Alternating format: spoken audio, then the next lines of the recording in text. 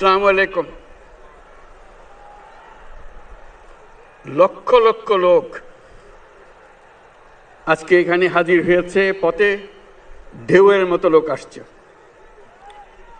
সারা বাংলাদেশ জুড়ে কোটি কোটি মানুষ আজকে এই মুহূর্তের জন্য অপেক্ষা করছে। তারা তাকিয়ে আছে হাদির কথা শোনার জন্য। আজকে বিদেশে যারা আছে বাংলাদেশি, এই মুহূর্তে তারাও হাদির কথা জানতে চায়। প্রিয় ওসমান হাদি, তোমাকে আমরা বিদায় দিতে আসি নাই এখানে। তুমি আমাদের বুকের ভেতরে আছো এবং চিরদিন বাংলাদেশ যতদিন আছে তুমি সকল বাংলাদেশির বুকের মধ্যে থাকবে। এটা কেউ সরাতে পারবে না। আমরা আজকে তোমাকে প্রিয় হাদি বিদায় দিতে আসিনি। আমরা তোমার কাছে আমরা ওয়াদা করতে এসেছি। তুমি যা বলে গেছো সেটা যেন আমরা পূরণ করতে পারি, সেই ওয়াদা করার জন্য আমরা একত্র হয়েছি। সেই ওয়াদা শুধু আমরা নয়, পুরুষানুক্রমে বাংলাদেশের সব মানুষ পূরণ করবে। সেই ওয়াদা করার জন্যই আমরা তোমার কাছে আজকে এসেছি, সবাই মিলে যে যেখানে আছি। আমরা তোমার যে মানব প্রেম, তোমার যে ভঙ্গি, মানুষের সঙ্গে উঠা বসা, তোমার যে রাজনৈতিক দৃষ্টিভঙ্গি, সবাই প্রশংসা করছে। সেটা আমরা মনে প্রাণে গ্রহণ করছি, যে এটা যেন আমাদের মনে সবসময় জাগ্রত থাকে, আমরা সেটা অনুসরণ করতে পারি। তুমি আমাদেরকে এমন এক মন্ত্র কানে দিয়ে গেছো, সেই মন্ত্র বাংলাদেশের কেউ কোনোদিন ভুলতে পারবে না এবং এই মন্ত্র চিরদিন আমাদের কানে বাজতে থাকবে। সেই মন্ত্র বাংলাদেশের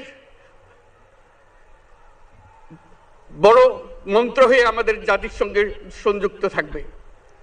তোমার মন্ত্র ছিল চলো বলবীর চির উন্নত মমশির।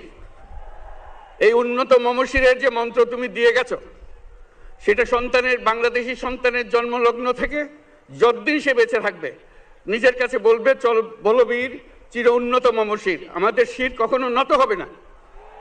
সেই মন্ত্র তুমি আমাদেরকে দিয়ে গেছো, আমাদের সব কাজে সেটা আমরা প্রমাণ করব।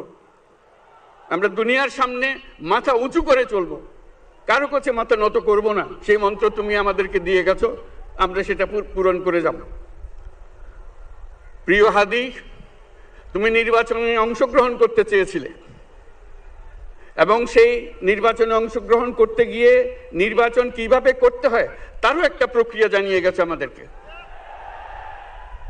সেই প্রক্রিয়া যেন আমরা সবাই মিলে গ্রহণ করি, যে কিভাবে প্রচারণা কার্য চালাতে হয়, কিভাবে মানুষের কাছে যেতে হয়, কিভাবে মানুষকে কষ্ট না দিয়ে তার বক্তব্য প্রকাশ করতে হয়, কিভাবে বিনীতভাবে মানুষের কাছে আসতে হয়, সব কিছু তুমি শিক্ষা দিয়ে গেছো। আমরা এই শিক্ষা গ্রহণ করলাম, আমরা এই শিক্ষা চালু করতে চাই। আমরা সবাই আমাদের জীবনে আমাদের রাজনীতিকে এই পর্যায়ে নিয়ে আসতে চাই, যাতে হাদি আমাদের জীবনে স্পষ্টভাবে জাগ্রত থাকে। হাদি, তুমি হারিয়ে যাবে না, তুমি কোনোদিন কেউ তোমাকে ভুলতে পারবে না। তুমি যুগ যুগ ধরে আমাদের সঙ্গে থাকবে, আমাদেরকে তোমার মন্ত্র পুনঃ পুনঃ মনে করিয়ে দেবে, আমরা তোমাকে মনে করিয়ে দেব চলবীর উন্নত মমশির। আমরা সেই মন্ত্র নিয়ে আজকে সামনের পথে এগিয়ে যাব। তোমাকে আমাদের সবার পক্ষ থেকে তোমার সঙ্গে ওয়াদা করলাম, আজকে তোমাকে আল্লাহর হাতে আমানত রেখে গেলাম। আমরা সব সময় তোমার কথা স্মরণ রেখে জাতির অগ্রগতির পথে চলতে থাকব। ধন্যবাদ সবাইকে।